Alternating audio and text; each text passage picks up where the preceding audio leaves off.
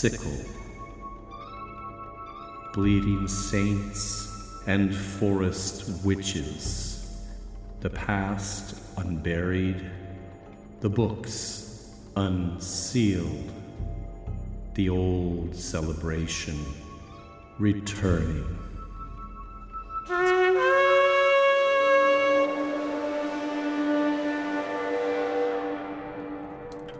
Hello and welcome to my study. Please come in and have a seat. The books you see around you are those used to research our show, and the individual here to my right, along with managing domestic duties, serves as our reader for any passages that will be directly quoted from the sources. Her name is Mrs. Carswell. Hello. I do hope everyone listening is enjoying the onset of autumn. We've got the fire going here in the study, and things are quite pleasant and calm after a rather unsettling first week of November. Yes, much better. We were dealing with some unexpected problems, or at least something I hardly expected, though Mrs. Carswell... I've already apologized for the inconvenience, and I told you could deduct the repairs from my next check. I wasn't going to scold you about the damages. I was just going to say that the problem wasn't unexpected as far as you were concerned. It was, though. I was warned about something bad happening, but I had no idea what it would mean. I've never had anything happen like this before. Well, it wasn't... I should explain that Mrs. Carswell, who is an avid beekeeper, we're talking about some Halloween fortune-telling and a message Mrs. Carswell got, which she did not like. I didn't like the way it was delivered. The attitude. For those who hadn't listened, the way it was delivered was through the humming of bees. Which you think is ridiculous. Not so much, since something terrible did happen. You're just thinking about your plumbing. No, I'm willing to consider the idea that one could be lulled by the humming. There's some sort of hypnotic state you might enter. It was not lulling. It was anything but that. I've never heard bees so angry and hateful. It's all very upsetting, and I don't think you understand. This was the last thing I wanted to do. Well... of course, it's something of a self-fulfilling prophecy, since it was your decision to... It was not. It's this house. Something about this house. Or the move here. They just couldn't adapt to your house, maybe. My bees have never reacted like this. It was not something I expected. Well, I certainly didn't expect to see bees coming up in my toilet. They were just floating there. It wasn't like they were swarming. I must have flushed 4 times, and I could have sworn more bees came up each time. It was the only humane thing to do, and it was for our safety. That sort of aggressiveness can spread like wildfire in a hive. You have no idea about bees. The plumber found even more. He couldn't believe it. I don't know how you even have any bees left. I only drowned the bad ones. I don't want to talk about it anymore. Everything is better now. It was just something that had to be done, and I did it. I didn't know you were going to be showcasing it in the recording. Well, I'm sorry. It was just such a strange week. Everything is better. I do feel like this gives us a fresh start. I was feeling a horrible tension in this house, but now everything's better. Well, that's good. That's good. I guess we can just start the show then. No more fretting about the week's chaos? Yes, please. Episode 37, Drowned in Blood. Butcher lore.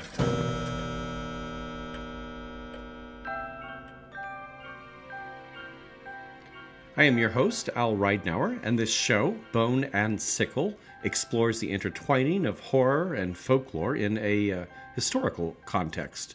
I started the show as a way to further explore this area of intersection after writing my book, The Krampus and the Old Dark Christmas. Bone and Sickle only exists thanks to the generosity of our Patreon donors, who receive a number of monthly rewards related to the production of this show, and I'll have more on Patreon at the end of this episode. Now, because I'm involved in organizing Krampus activities for December, which for me will include a mini book tour in England this year. I have to record our December episodes in November this year, which means I'm afraid we'll only have this one episode out this month.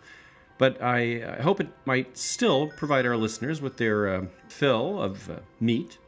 So much meat, mostly from animals. But word to the wise, this may not be a favorite episode for any of our vegetarian or vegan listeners out there, but it does seem somehow appropriate for a month of Thanksgiving feasts. The butcher that stuck this ram, me lads, was up to his knees in blood. And the little boy who held the bow was carried away by the flood. Now the butcher that killed this ram, sir, was up to his waist in blood. And 24 butcher boys were washed away in flood. Singing spurs up to his thighs in blood. The boy that held the base was drowned in the flood. And the little boy who held the bow was washed away in the flood. And he The ram in question here is the Derby ram, which is the name of this song with its origin in Derby, England. And once it made its way across the Atlantic, it sometimes became the Derby ram. References to this song begin a period in the record in the early or mid-1800s, but it seems to be much, much older. It's basically a musical tall tale in which the singer gleefully lies about the immense size of this ram. Many of the verses describe what will be done with these oversized body parts after the slaughter. The ears will be turned into leather aprons. The eyeballs will prove useful, as the lyric says. The kids in Derby came begging for his eyes to make a pair of footballs to last them all their lives. There's one verse often left out as it references certain masculine parts of the beast. It took all the boys of Derby to carry away his bones. Took all the maids of Derby to roll away his stones. Hey! But the Derby Ram is not just a song. Under the name Derby Tup, or Old Tup, which is a regional word for ram, its story has also been, and still is, enacted as a sort of mummers play. In comes I with me knife and steel. Where I stick him, he's gonna squeal. Where's this tup then? Call this a tup. The ram is portrayed by an actor concealed under a cloth from which protrudes a stick ending in a carved ram head, or the skull of a ram sometimes. Like the Marilud, which the figure resembles, this creature is also part of a Christmas custom. The play, which is accompanied by the song, sometimes features another clown-like figure, a man dressed as an old woman, a butcher, and his young assistant carrying the bowl in which the pantomime blood is to be caught. And 24 butcher boys were washed away in flood, singing. There's really not much to the play. It quickly builds up to a slapstick slaughter scene in which the beast is dispatched.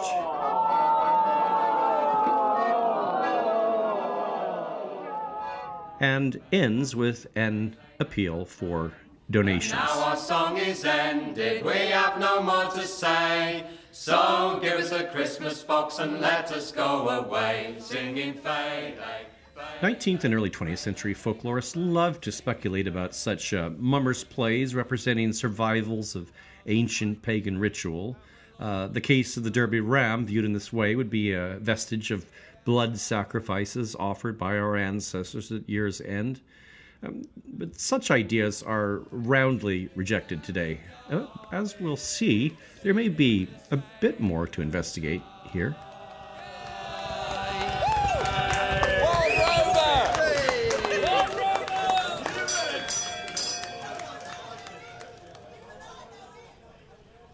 A popular theme in medieval art was called the labors of the months, depicting agricultural tasks such as sowing and reaping to be accomplished each month. The image for November, and years later, sometimes December, was that of swine being slaughtered. The old Anglo-Saxon name for November, in fact, was blotmonat, which means month of sacrifice. The Saxon word is from the Norse blot for sacrifices which were performed throughout the year, but which were particularly important at the beginning of winter, that is the Juleblot, over which Freyr and Freya presided. These two figures, not by chance, were represented by a boar and sow, respectively.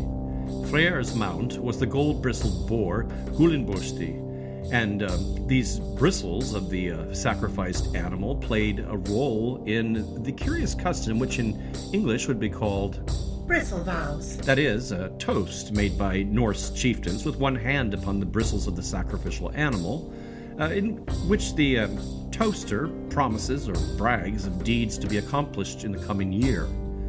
The blood shed in the slaughter played an important role, being splashed or slung over the idols and walls of the temple, and the meat, which was shared in a ritual feast, would be boiled in a large fire kindled in the center of the temple.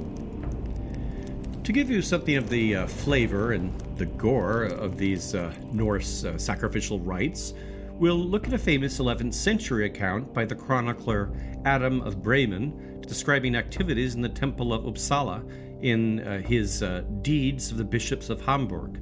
While this isn't necessarily a Yule rite, it is one, we're told, that was dedicated to Freyr. The sacrifice is as follows. Of every kind of male creature, 9 victims are offered. By the blood of these creatures, it is the custom to appease the gods. Their bodies, moreover, are hanged in a grove, which is adjacent to the temple. This grove is so sacred to the people that the separate trees in it are believed to be holy because of the death or putrefaction of the sacrificial victims. There are even dogs and horses hung beside human beings. A certain Christian told me that he had seen 72 of their bodies hanging up together. For 9 days, feasts and sacrifices of this kind are celebrated. Every day they sacrifice one human being in addition to other animals, so that in 9 days there are 72 victims which are sacrificed. This particularly horrific sacrifice is supposed to have only been conducted every 9 years, and some of the details have been called into question as the story is one told from a Christian perspective. But archaeological findings on what's believed to be the site of the temple do seem to corroborate certain other details that Adam of Bremen provides in his text. While all this takes place in Scandinavia, there's a possible link here to the Anglo-Saxon Modrenicht, or Night of the Mothers, which the English chronicler Bede mentions being celebrated on Christmas Eve in the 8th century. This rite seems to have been dedicated to those figures known from Romano-Germanic votive inscriptions as the matronae or matres, that is, female deities always appearing in trios and comparable to the classical fates.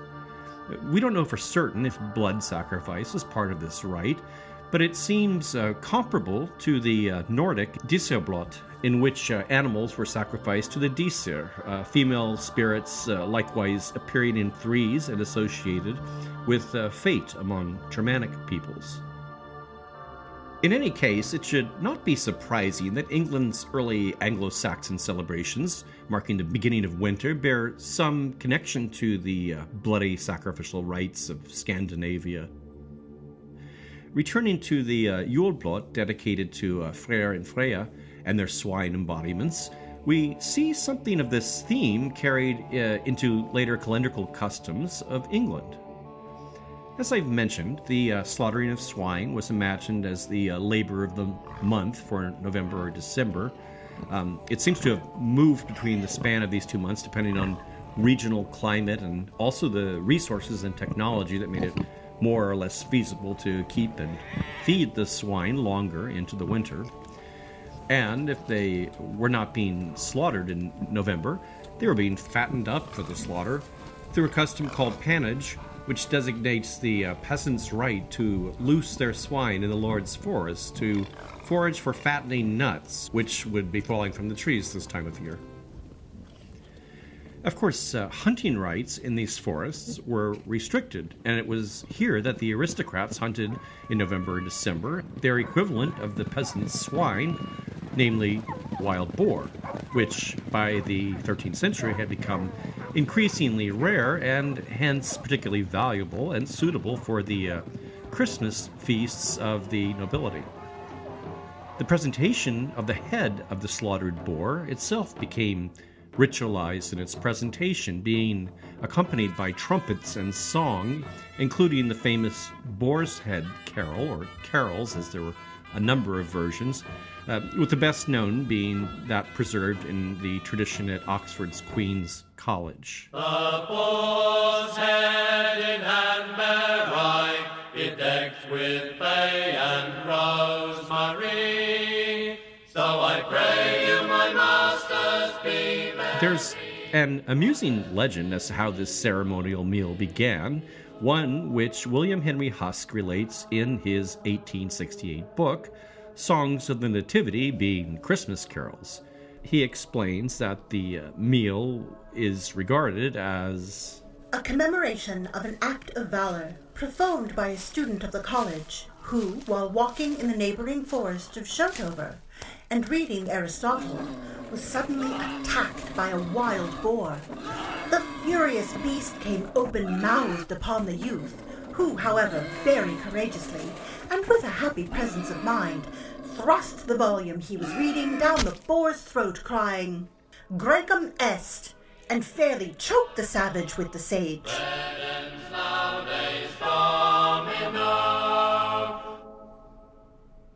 While the boar's head and flesh would be valued for its scarcity and aristocratic associations, one can find links to its magical or religious associations perhaps more easily in the Saxons' Germanic homeland, where the boar or pig is regarded as a symbol of good luck associated with the turning of the year. The expression "Ich habe Schwein gehabt," literally meaning "I had pig," is still used today to mean I was lucky. And pig-shaped cakes, cookies, and marzipan candies are common throughout Scandinavia and Germany, even today, as tokens of Christmas and New Year's luck. In November, much of this slaughter and bloodshed has coalesced around St. Martin's Day, November the 11th. This is the feast day of St. Martin of Tours, a Roman soldier known for a legend in which he cuts apart his cloak in order to give half to a freezing beggar. In the Middle Ages, St. Martin's Day was regarded as the date on which winter began, as well as the beginning of the Advent season anticipating Christmas. It seems particularly important in Germanic countries, where it's still marked by bonfires and lantern processions, but more universally, it's celebrated by feasting and drinking of new wine in Germany and France, which makes St. Martin the patron of the inebriated. And throughout the continent and Britain, the day is one for feasts involving animals slaughtered for or on this day. And of course, pigs are among these animals, giving rise to the expression, Martinmas will come as it does to every hog. A wry English way of once saying, Death comes to all. And there's a Spanish equivalent, A cada cerdo le llega su San Martín. Or every pig gets its Saint Martin, meaning the same. Beef was also eaten and especially fattened for the occasion and went by the name the Martelmas, or simply the Mart, a reason Shakespeare refers to the corpulent Falstaff as the Martelmas in Henry IV.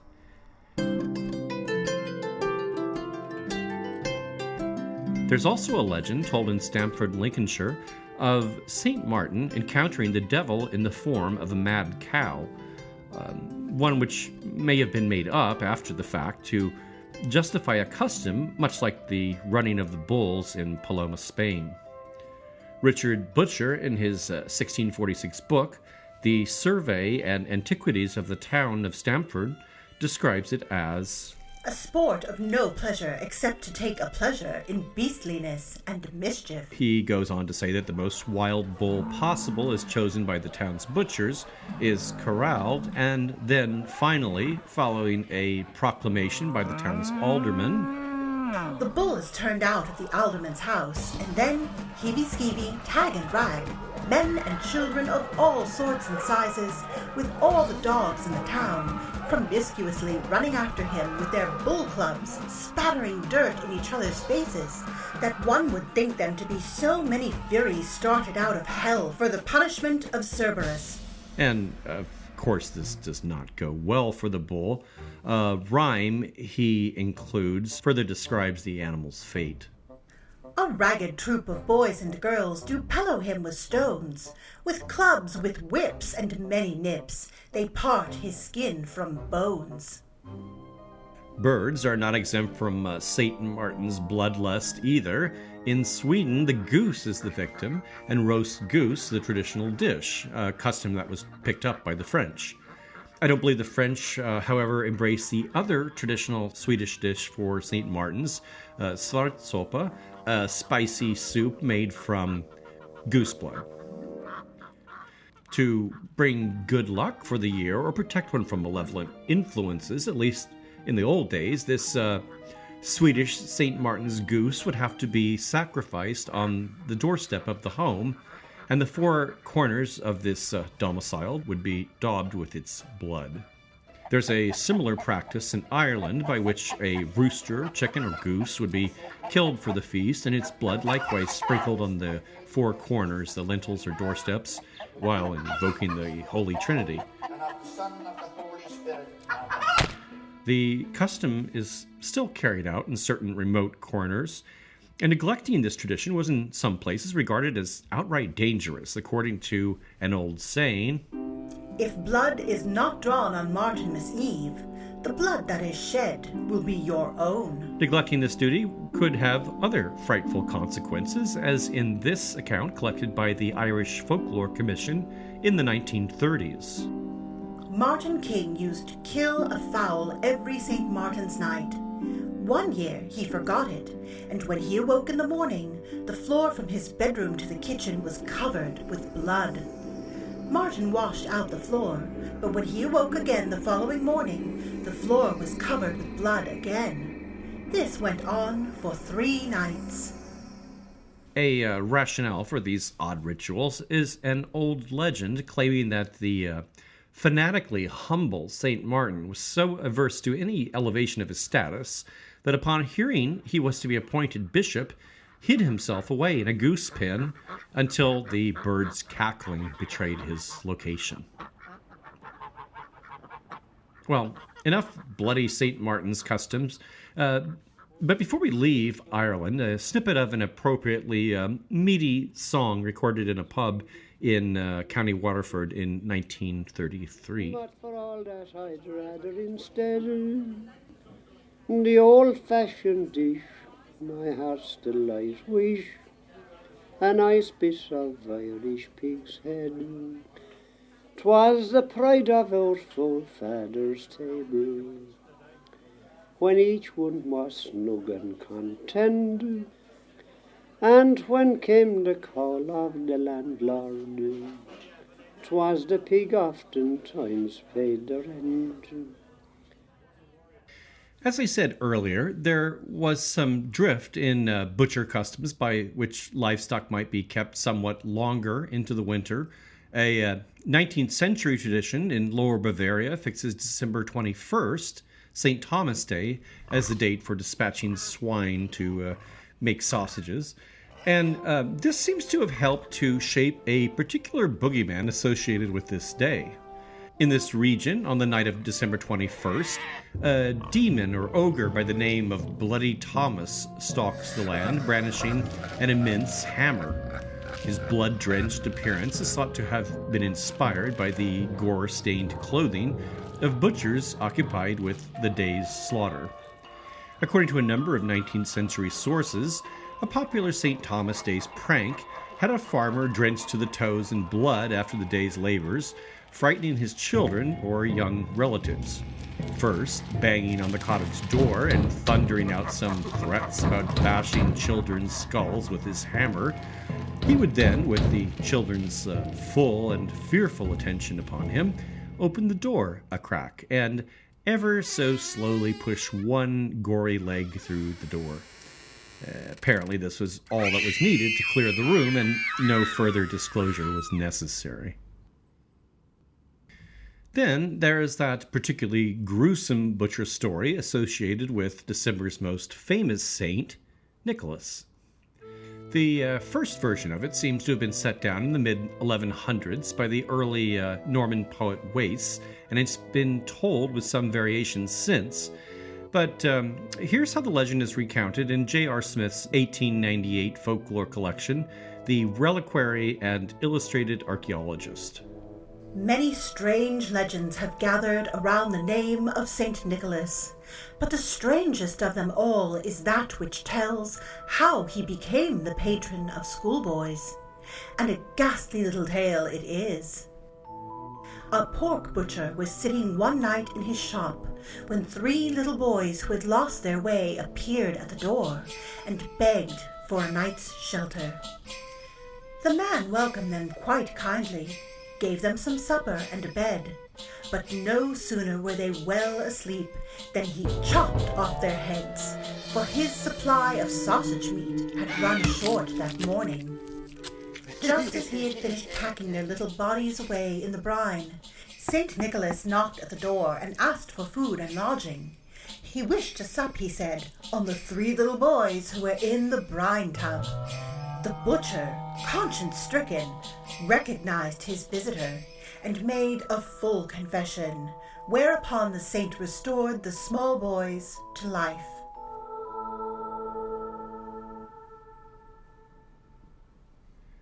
The South English Legendary, a huge 13th to 14th century collection of saints' lives, offers a variant in which the boys have already been made into pasties and pies. It also provides a bit of an explanation for the saint's arrival, which, rather than a matter of pure coincidence or divine providence as in other versions, here has been occasioned by the boys' bedtime prayer invoking the saint. And in this version, the butcher is particularly pushy in hawking his pies to the saint, saying, "I will sell 2 pennies worth to you for one. You can't find it this cheap anywhere. Buy them if you like." Nicholas, gifted as he is with supernatural insight, slyly asks if there might not be fresher meat on the premises, an insinuation that does not escape the butcher, who then breaks down and confesses his wicked deed. Though unheard of in the Eastern Church and considered rather ghastly there, and hardly a tale emphasized in modern Catholic teaching, this story was extremely popular in medieval iconography, where the saint is frequently depicted with a salting tub containing 3 naked boys rejoicing in their resurrection. Nicholas's pairing with the children in these representations is believed to be a factor in his patronage of children. And ironically, the inclusion of the wooden barrel in these images also resulted in him being taken as the patron of brewers.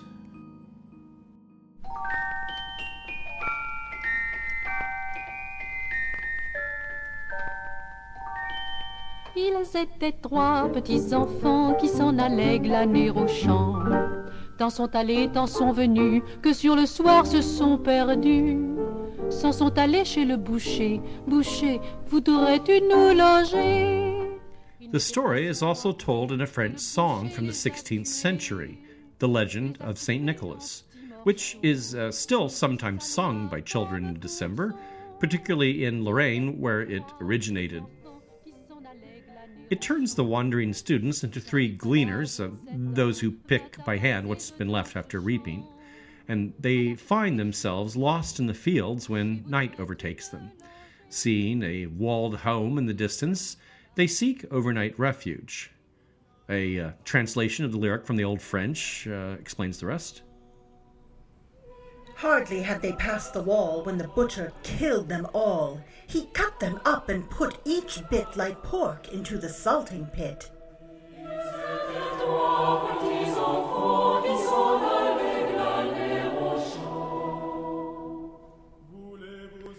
I believe this song comes from the Upper Lorraine, but it also seems to have influenced the tradition of the Lower German-speaking part of the duchy, where one finds a December boogeyman, like the German Knecht Ruprecht, or a bit like the Austro-Bavarian Krampus. He's called Père Fouettard, or Father Whip, and can also be found in the French-German Alsace and in parts of Switzerland. Along with the obligatory whip to punish naughty children, he's sometimes portrayed with horns or a blackened face, and is known to leave unpleasant gifts for naughty children, such as coal and onions, potatoes, or mustard, though French mustard doesn't sound like that bad a gift, actually. Now, some tales of this Père Fouettard present him as the wicked butcher of the Nicholas story, whom the saint captures after his confession, and for his sins presses him into service, taking over the unsaintly duty of administering corporal punishment where such things are deserved. There's another origin story for this character, which has nothing to do with butchers per se, but it does involve an accusation of cannibalism. In the Alsace-Lorraine region, where both French and German are spoken, this same Père Fouettard character also goes by the German Hans Trapp, or Hans von Trapp, or Hans Trott. The last is derived from the name of a knight and nobleman, Hans von Trotta, who in the late 1400s made himself very unpopular. Von Trotta engaged in a dispute over lands with the abbot of a monastery in the Palatinate forest.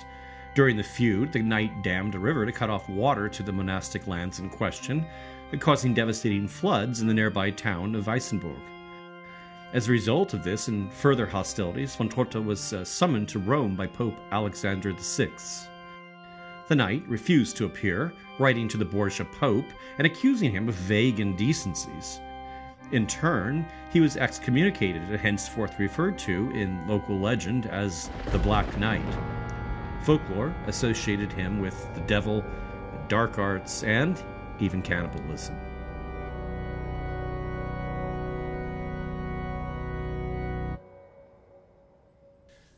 One final story, well, maybe two, of a Scottish butcher. Nothing to do with seasonal November and December themes here. It's the story of Andrew Christie, a butcher working in the town of Perth in the mid-14th century. When famine grips the town, he, along with many others, take to the nearby foothills of the Grampian Mountains, hoping to live off available game. But the pickings are slim, and soon they are reduced to scavenging for grubs or less than edible roots and plants. When one of this group of scavengers dies of hunger, Christie is said to have mustered his remaining strength to do what he did best: butchering. He prepares the body as a meal to share with the members of his desperate tribe. After their long months of deprivation, human flesh apparently doesn't taste so bad, and before you know, he's become the leader of a gang of outlaws, quite happy to devour any unlucky traveler they can find, along with their horses, naturally. Christie's method of disabling the ambushed stranger famously involved pulling them from their mounts using a long pole topped with a cleek, an old Scottish word for hook. It's for this he's remembered in legend not as Andrew Christie, but as Christie Cleek. Eventually, after some 30 travelers have been killed by Christie's gang, a troop of soldiers is dispatched against them. Most of Christie's men are either captured or killed, but he himself manages to flee to the mountains, disappearing forever from history, or nearly so. Years later, so the story goes, a citizen of the town of Dumfries by the name of David Maxwell, a prosperous merchant who enjoyed a long, happy, married life complete with 3 lovely daughters, meets with sudden ill health or an accident, and as the hour of his death draws near, it brought a final confession that he was, in fact, the Christie Cleek who many years ago had disappeared into the mountains. While the name Christie Cleek was embraced in Scottish folklore as a sort of boogeyman used by parents to frighten disobedient children, the character has also been regarded as an actual historical figure since 1420. Andrew Winton's original Chronicle of Scotland, published that year, mentions him as an outlaw who set up traps to slay children and women and ate them, all that he might get. A chronicle written in 1577 by the English writer Raphael Holinshed mentions a Scottish man, an uplandish fellow named Christie Cleek, who spared not to steal children and kill women, on whose flesh he fed as if he had been a wolf. The existence of a historical Christie Cleek is made more plausible by Scotland's history of famines, including one around 1340 when he is supposed to have lived, and by court records from the same time in Christie's hometown of Perth, which document the execution of a husband and wife for cannibalism. Now there's one last character I want to discuss. He's not a butcher by trade, but a cannibal. And cannibals do tend to do their own butchering, so making him a butcher of sorts. It's very doubtful he's an actual historic personage, but instead is likely based on stories of Christie Cleek. In a way, he's the more famous mythologized version of Christie, Sawney Bean. Sawney Bean is most usually said to have committed his crimes in the 16th or 17th century, but some accounts place them earlier. The first mention of him seems to come from a book of famous criminals from 1734, but the most cited version of his story seems to be from an 1824 issue of the Newgate Calendar, which I think I've mentioned before.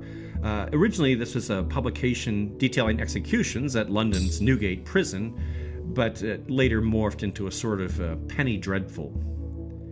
According to that publication, he was born Alexander Bean in East Lothian, acquiring the nickname Sawney later in life. Having no desire to earn his living through ditch digging like his father, he left the city to become a highwayman accompanied by a similarly inclined ne'er-do-well by the name of Black Agnes Douglas, who, by some accounts, was compelled to leave town thanks to accusations of witchcraft.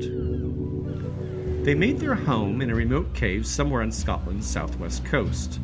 Accounts don't agree on an exact location, though there's a particular cave in Ayrshire that's come to be regarded as the site. There they lived in secrecy, emerging only at night to commit their crimes, and eventually raising 14 children in this underground lair. The cave was said to extend almost a mile underground, and its secrecy was enhanced by tidewaters, which completely covered the entrance when they were high. Sawney soon established a unique modus operandi described by the Newgate Calendar. As soon as they had robbed and murdered any man, woman, or child, they used to carry off the carcass to the den, where, cutting it into quarters, they would pickle the mangled limbs, and afterwards eat it, this being their only sustenance. Over 1,000 victims were supposed to have met their end in this way. All the while, Sawney's family grew, eventually becoming a clan of some 50 members, all fathered incestuously from the couple's original 14 children in the isolation of their subterranean den. For 25 years, so says the Newgate Calendar, they enjoyed their murderous existence in secret until one of their victims escaped.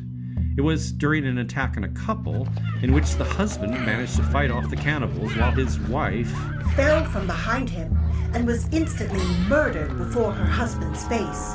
The female cannibals cut her throat and fell to sucking her blood with as great a gust as if it had been wine. This done, they ripped up her belly and pulled out all her entrails. The man alerts the authorities to the clan's existence, and King James sends a force of some 400 soldiers to eradicate them. The troops are horrified upon entering the cave, finding, along with the treasures stolen from their victims, that legs, arms, thighs, hands, and feet of men, women, and children were hung up in rows like dried beef, and a great many limbs lay in pickle. One version of the tale has the troops blasting the opening of the cave, leaving Sawney's clan inside to suffocate in darkness. but a more common ending has them return to town to be executed without the benefit of trial, as it's decided their animalistic deeds obviate the need for any such civil niceties. As you might expect, the Newgate calendar provides a satisfyingly lurid description of their fate.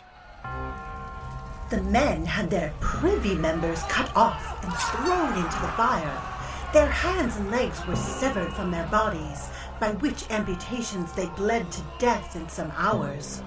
The wife, daughters, and grandchildren, having been made spectators of this just punishment inflicted on the men, were afterwards burnt to death in 3 separate fires. Leaving the door open to a plethora of future ghost stories, Sawney's dying words were said to be, "It isn't over. It will never be over." While perhaps true for a cannibal ghost, the same can't be said for our episode. But before ending, I should mention an echo of the Sawney legend, perhaps a bit closer to home.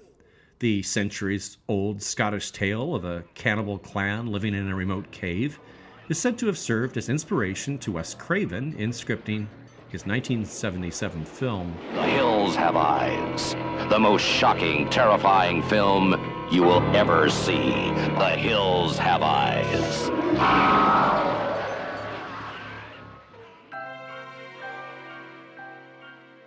I hope everyone's been enjoying our show and that you might have the opportunity to share episodes with friends who might be inclined to like what we do here. We particularly appreciate reviews, as these are the best way to raise the show's visibility on Apple Podcasts and other outlets. If you've left a review, by all means let me know and we'll give you a little shout out. Our website, boneandsickle.com, provides links to our Facebook group, Twitter, and Instagram, along with show notes with plenty of images and video links to any film trailers or clips or other music used in the program. Music and sound design otherwise are all original for the show. You can also find our donor link on the site. Patreon members have a choice of rewards, including exclusive access to extra elements that go into the making of the podcast, digital downloads of rare books used in the preparation of the show, the show soundscapes you hear in the background, my Krampus book, and a special mystery kit mailed to our top-level donors. Donation levels begin at $1 a month, and your support via Patreon is the sole support that pays for the more than 100 hours of work that goes into each episode. If you're saddened that there's only a single episode to listen to this month, rather than the usual 2, I do hope you'll take a moment to reflect on the fragility of this whole enterprise and the earnestness of these requests for support. A special thanks to our new patrons, Jennifer Morley, Adrian Tchaikovsky, Manette Eaton, Rachel Antonucci, and Michael Kaufman. And thanks to E. Warren Howard for his very kind review on Apple Podcasts. The show is written and produced by me, Al Ridenour. Mrs. Carswell is played by Sarah Chavez, whose projects and writing related to death and culture you can track at sarah-chavez.com. Thanks so much for listening.